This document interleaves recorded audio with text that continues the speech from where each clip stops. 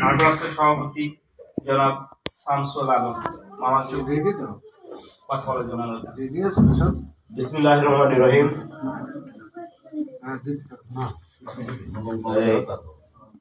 জাহাঙ্গীর মামার বাড়ি হঠাৎ বিএনপির কর্মী সভায় উপস্থিত আমার শ্রদ্ধাভাজন ইউনিয়ন বিএনপির সাধারণ সম্পাদক ভাস্কর চাচা, উপস্থিত উপজেলা যুব দলের সম্মানিত সদস্য সচিব, উপস্থিত ইউনিয়ন কৃষক দলের সম্মানিত সভাপতি, ইউনিয়ন যুব দলের সম্মানিত সভাপতি সহ এই আমার গ্রাম সহ বলিয়াপুর সহ অনেকে উপস্থিত, সবাইকে আমার ধন্যবাদ। আমরা এখানে ঠিক মিটিং আমাদের নেতৃত্ব ছিল মন্ডল, উনি আমাদের মাঝে নেই আজ।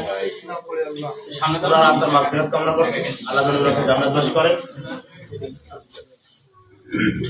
জুলাই বিপ্লবের পর যাদের মহান আত্মত্যাগের মাধ্যমে আমরা এই স্বাধীনতা পেলাম, আজ মুক্তভাবে অনেকে বসে মুক্ত আলোচনা করার সুযোগ পেলাম, তাদের আত্মার মাগফিরাত কামনা করছি। দেশ মুক্ত হয়েছে ঠিকই, কিন্তু সে তাদের প্রেতাত্মারা এখনো ষড়যন্ত্রে লিপ্ত। আমাদের কর্মীদের মাঝে, দেশের মাঝে বিভিন্ন ভাবে ষড়যন্ত্র করছে। শেখ হাসিনা ওখান থেকেও বলছে টুপ করে চলে আসবে, তারপরে ভারত চট করে চলে আসবে। ভারতও তাদের কথায় সায় দেয়, ভারতের ভিসা বন্ধ করেছে, তাদের যে কাঁচামাল পেঁয়াজ ঝাল ওগুলা বন্ধ করেছে। তারপরেও কিন্তু আমরা থেমে যাই, আমরা ঐক্যবদ্ধ আছি বিধায় বিভিন্ন দেশ থেকে সেসব চাহিদা আমরা নিয়ে এসে পূরণ করছি। আমরা পিরোজপুরকে ঐক্যবদ্ধ ভাবে দেখতে চাই। ঐক্যবদ্ধ থাকলে কি করতে হবে, এই জন্য আপনাদের প্রত্যেকের সহযোগিতা লাগবে।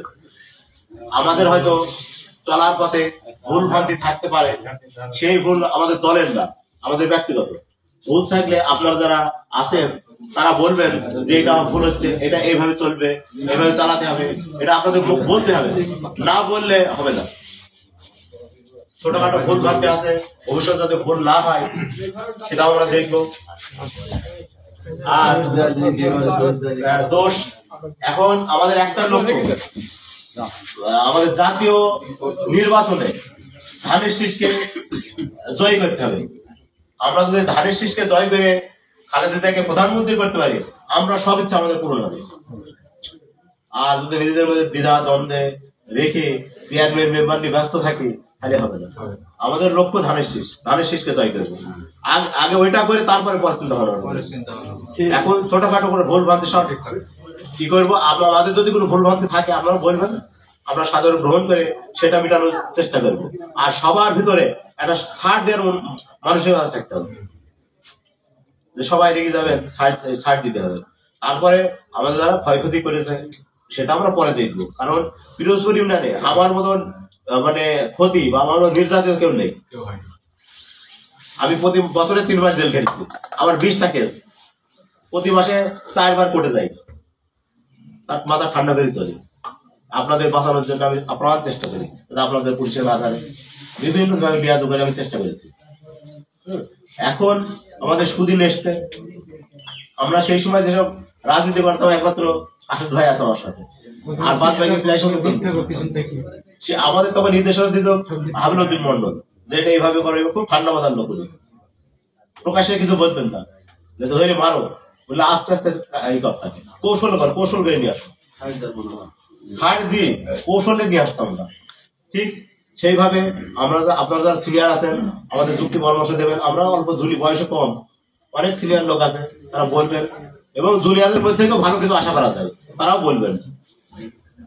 সবাই যাক, অনেকক্ষণ বসে আছেন, আবার ঠান্ডা লেগে যায়, মুখ শুকিয়ে যাচ্ছে, আমি বেশি কিছু বলবো না, পরবর্তী আলোচনা হবে। আর 25 তারিখে আনোয়ার ভাই কেন্দ্র থেকে নেতা আসছে ঢাকা থেকে, কৃষক দলের মিটিং হবে আপনার এখানে বিশ্বাস ঘাটের মোড়ে।